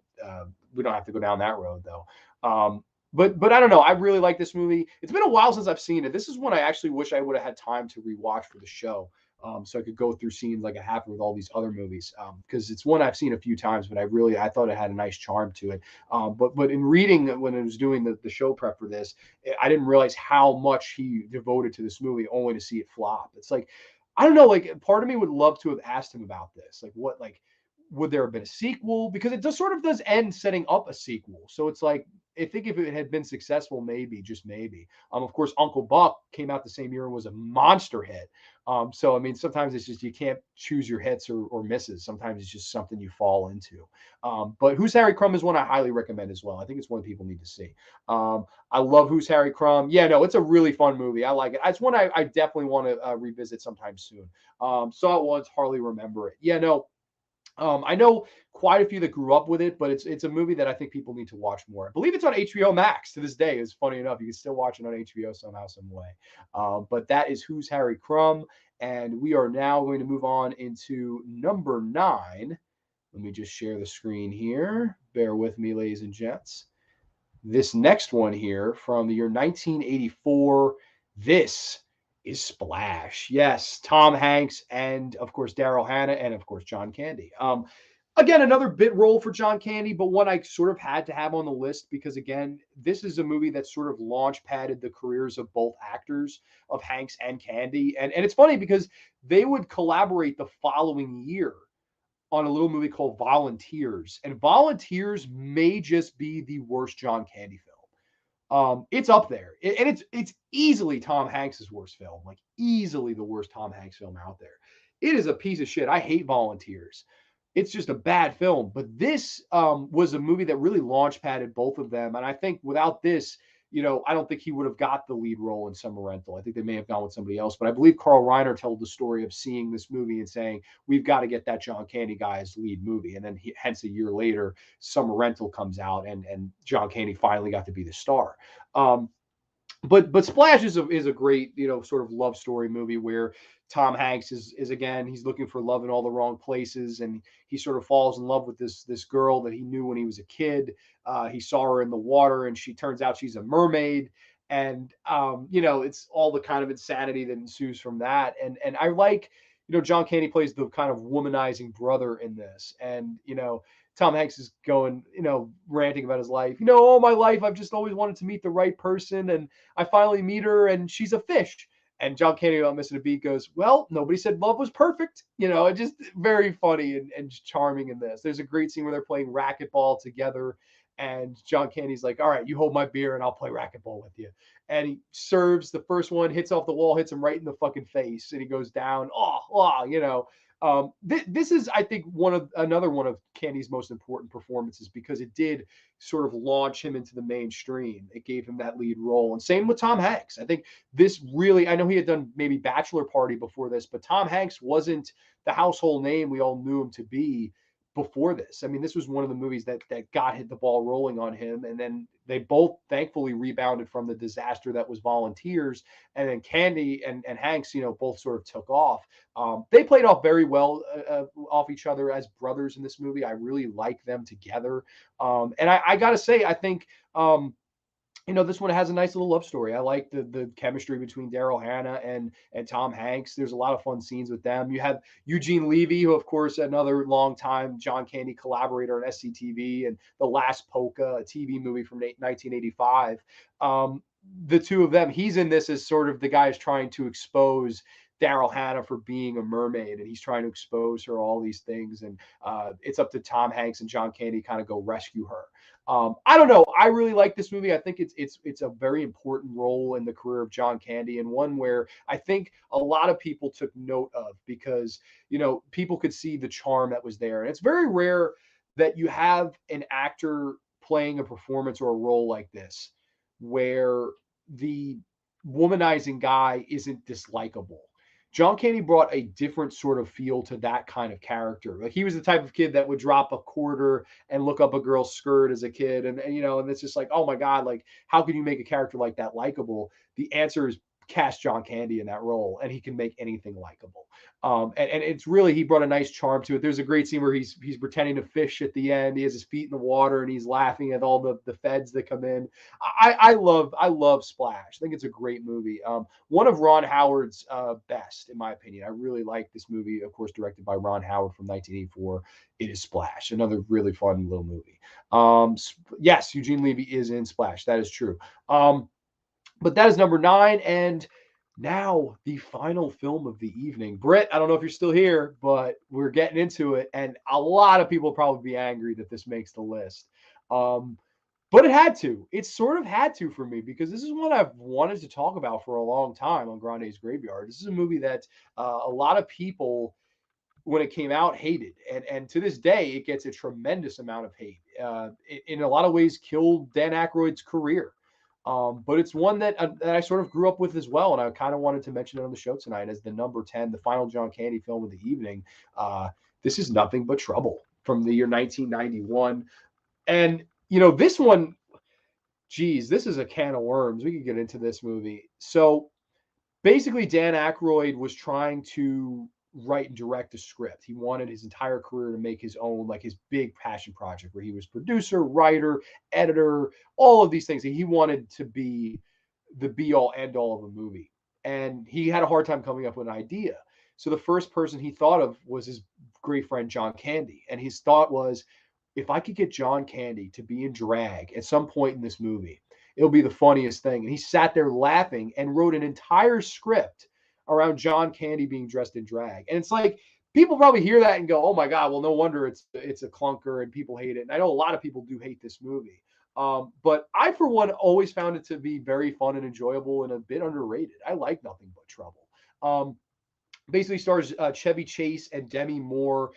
They're going across. They're trying to get to Atlantic City, and these two people, this like annoying couple, kind of hitches a ride with them. Chevy Chase gets pulled over by John Candy, who plays this cop, and he takes them to this mansion called Vulcanvania. And Dan Aykroyd is like the judge, jury, and executioner there. And it's this whole sort of world where, Dan Aykroyd, if you get captured by him, he eventually kills you.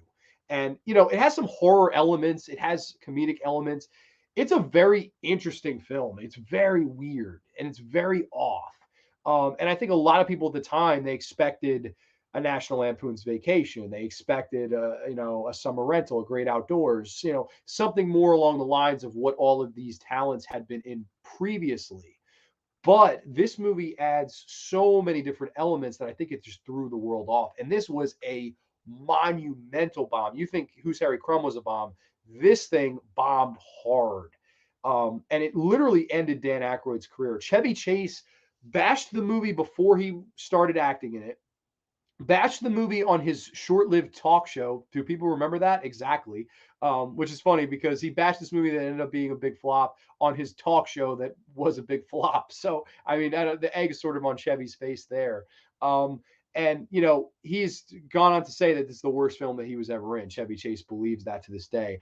I don't think that at all. I think this has a very fun sense of humor to it. And John Candy, of course, is right in the middle of all of that. Of course, he plays this, disgruntled cop that's working for him, and Dan Aykroyd, he sort of wants out, but he's also playing his sister, who's, of course, the scene where John Candy is dressed in drag and he's in love with Chevy Chase. And John Candy in drag is just so fucking fun in this movie. I adore him. Just like sort of flirting with Chevy Chase and making all these noises, not saying anything, but it's just sort of like raising his eyebrows and giving Chevy Chase the, like, I want to be with you eyes. Very funny stuff. I love John Candy in this. But Dan Aykroyd, I think he does a fun job. He has the great makeup prosthetic on. There's this scene where they're all sitting eating dinner and let's have some hot dogs. And it's a very fucking weird film. People die in this film. There's a scene where these people, they're drunk driving, Candy pulls them over and they put them on the bone crusher or the bone stripper. That's what it's called. It's this roller coaster that you get on, and by the end it kills you. And all your bones are thrown into the grave, this graveyard, hence this little, crow and vulture on the poster there. Very interesting. Like, there's a lot to this movie. You can watch it for free on YouTube. I know a lot of people will probably be like, I don't know about Nothing But Trouble. A lot of consider it to be the worst John Candy film, Chevy Chase film, Aykroyd film, all around. I mean, people say it's like one of the worst things they all ever did. But I have to beg to differ. I always really liked this one. I have the VHS. I couldn't find it for the life of me for this show, but I did watch it for free on YouTube, so I did revisit this one.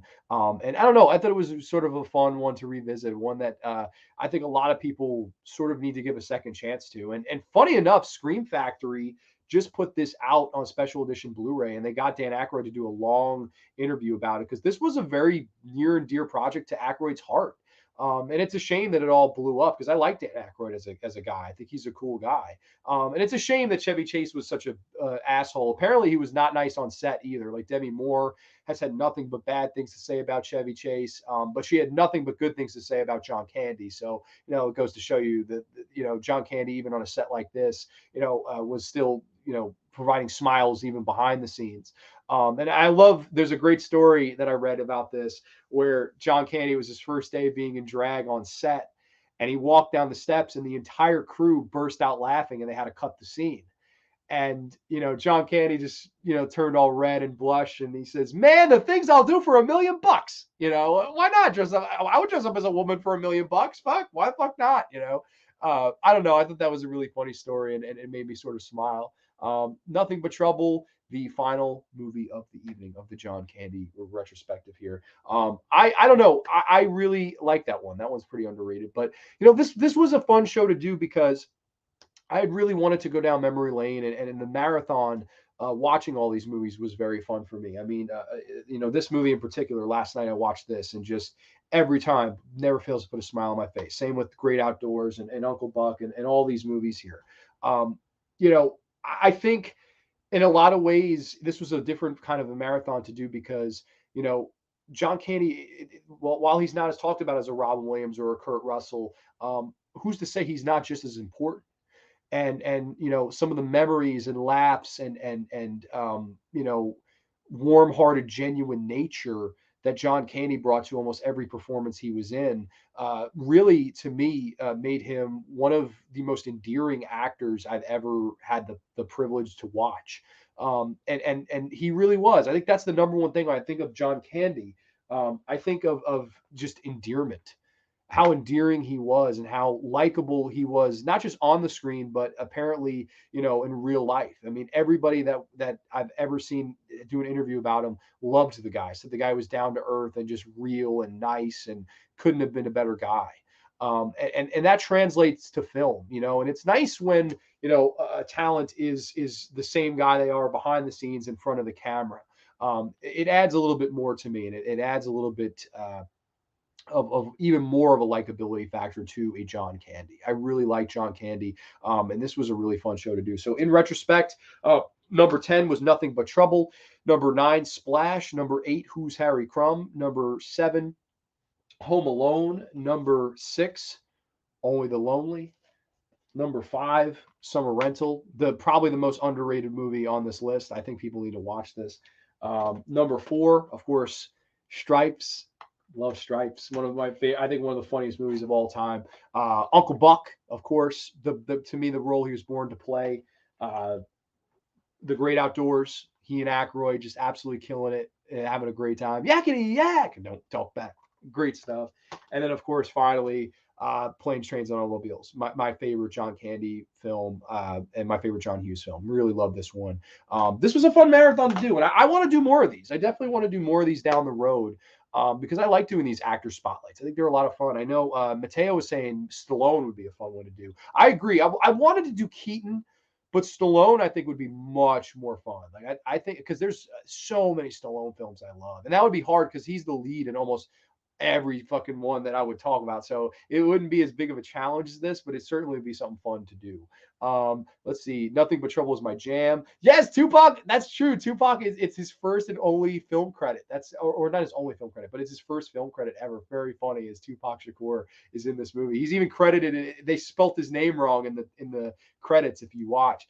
Chevy was usually a prick from what I've heard. Yeah, no, it's unfortunate because so many Chevy Chase films I like. I love Vacation. I love Funny Farm. I have the VHS of Funny Farm. Absolutely love it.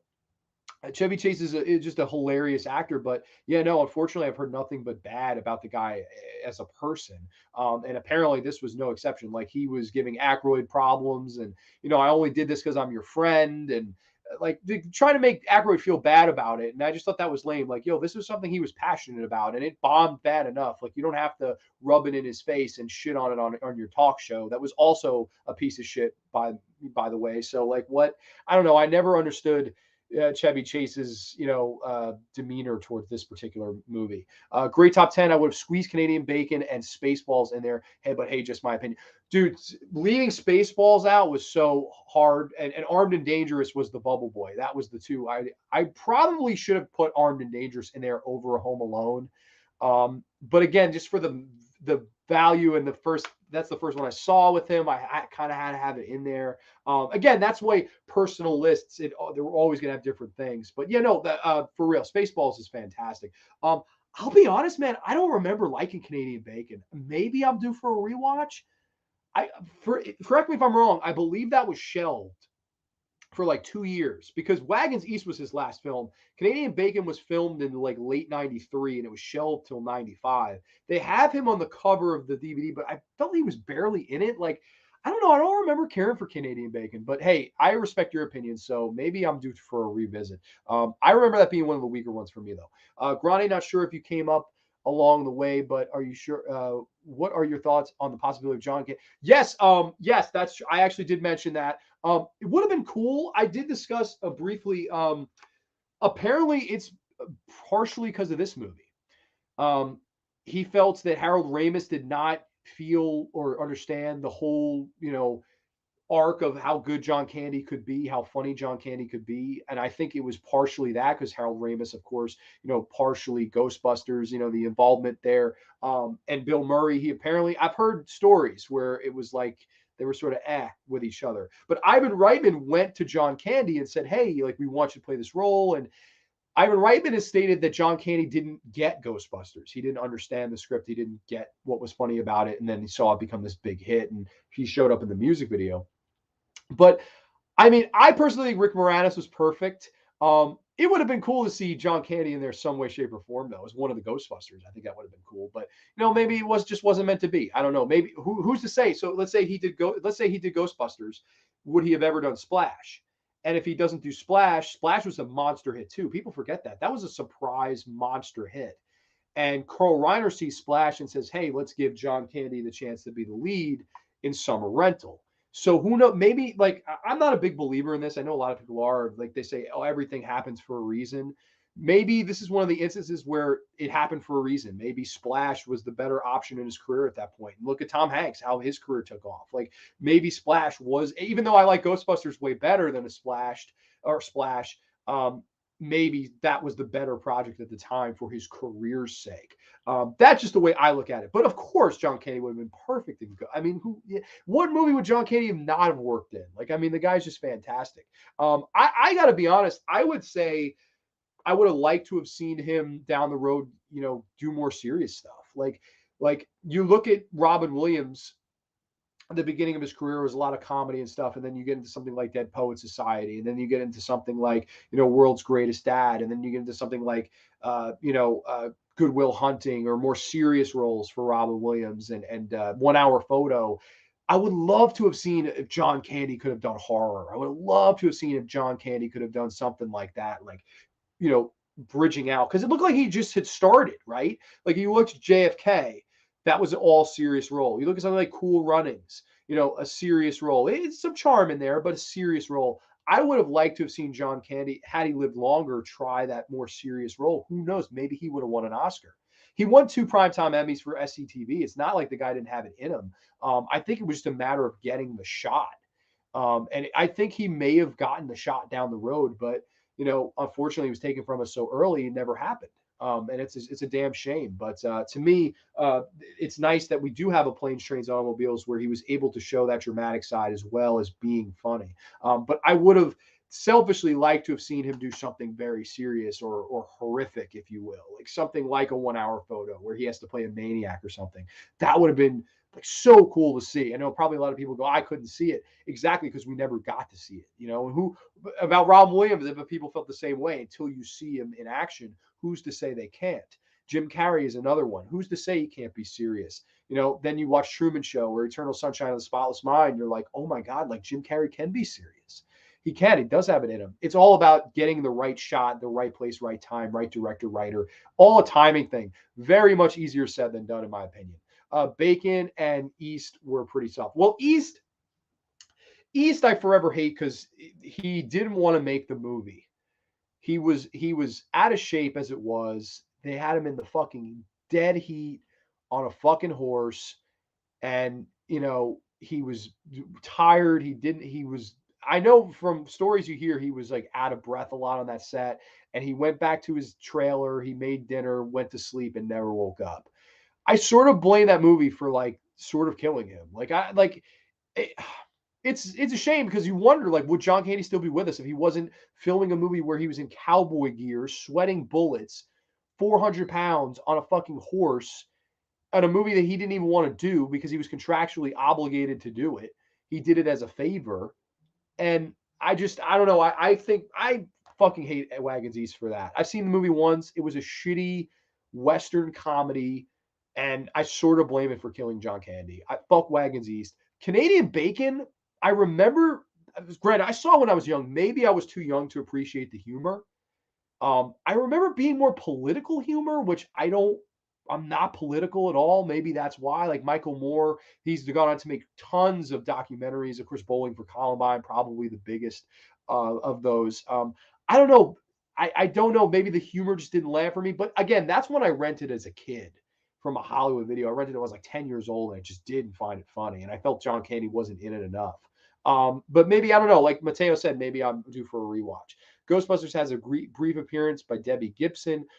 She appears in that restaurant scene where Louis Tully is being chased by one of the terror dogs. Okay. Your thoughts on Cool Runnings? Dude, I have not seen Cool Runnings since I'm probably 8 or 9 years old. I remember really liking it. It's one that probably, had I had the time to rewatch it, or I've had a copy, or I had Disney Plus or whatever, which I'm not getting, might have made this list. I watched an interview with one of the lead actors, and he's saying the same thing I was saying about it was great to be, one of the last, working movies with him. It's probably the last good John Candy movie for me. Cool Runnings, 1993. But he said that, like, imagine, like, had he kept going, maybe he would have won an Oscar. And I watched the interview with the director, and he didn't want John Candy. He did not want John Candy to play the coach. And they were like, why? Like, what do you have against him? He's like, oh, well, John Candy can only do this, this, and this. And they were like, give it a shot. And they got John Candy, and John Candy hit a home run with it. Cool Runnings is one I really would have to revisit. I wish I had, it's funny, like, you do show prep for a show like this, it's very hard. Like, I watched all these movies of the physical media I have here and Nothing But Trouble. I watched 7 movies in 6 days just for the show. Like, and I didn't get to rewatch Who's Harry Crumb. Home Alone, I've seen enough times. Splash, I've seen enough times. So it was one of those things where there are going to be movies that you do miss. But Cool Runnings is one. If I had more time, I would have tried to get to it. I would have bought a copy of it or something like that. One I remember liking, though, and one I definitely am desperately in need to rewatch. Rookie of the Year, yes, of course, he was the announcer. Henry Rowan Gardner, the Cubs win. He was in so many movies. There's probably movies that I've seen that I'm not remembering that he. Yeah, exactly. Yeah, he did so many. And unfortunately, he wasn't the lead in a lot of them. So that's why this was very much a difficult list to make. But I don't know. I had a very fun time doing this here tonight. It was a lot of fun. Miss Carter, right at the end. Hey, Grande. Hey, what's going on, Missy? Hope all is well with you. But yeah, no. So that was John Candy in tribute, in memory. I would like to say, I know, he has passed on, unfortunately. But I'd like to thank John Candy because, just so many laughs, so many great performances, movies, memories, and an actor that I was like, I was very happy when he won the vote. I was like, John Candy deserves the recognition, and I hope I delivered on doing that here tonight for the tribute show of John Candy. So I want to thank everybody in the chat that joined us live. This was a lot of fun, as always, talking all things John Candy and not horror this week. But next week, I promise, Horror Talk will return. We will dive right into folk horror and the Unholy Trilogy. Yes, so Witchfinder General, Blood on Satan's Claw, and The Wicker Man. Yes, the Unholy Trilogy of folk horror. I'm super excited to get into that. So if you guys, haven't seen those movies and want to watch them before next week's show, by all means, please do. I also have a 3-hour folk horror documentary from Severin that I have, and I'm going to watch that. And I'm very excited to be giving that a look too. And also the following week, the Horror Roundtable Volume 3 returns. Super excited about that. We've got the guests already signed on, but I won't reveal them just quite yet. We will get there when we get there. But everybody, thank you so much for watching. Another great night on the Graveyard, as always. And we will catch you next week only on the Graveyard. Too sweet, peace. A great live. Canada rules. Canada, eh? Hell yeah. Long live Canada. Long live John Candy. See you next time, everybody. Thank you, everybody, for watching tonight. Too sweet, peace. Cheers to a wonderful weekend, everybody. Rest in peace and tribute, Mr. John Candy.